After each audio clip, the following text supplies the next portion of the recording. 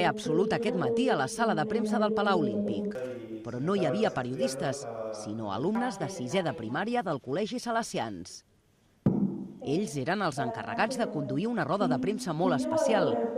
Els entrevistats, els jugadors de la penya Nacho Llobet i Fede Van Laque. La jornada d'avui s'emmarca dins un cicle de xerrades que els estudiants dels Salesians faran amb els components del FIAC Joventut.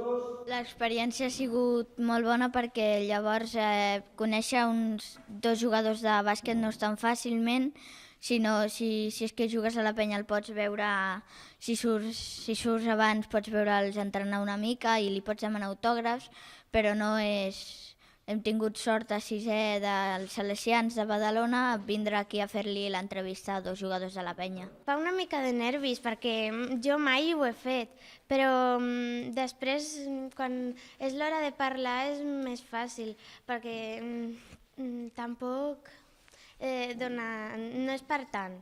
Després de la roda de premsa, els alumnes han pogut veure en directe l'entrenament de la penya.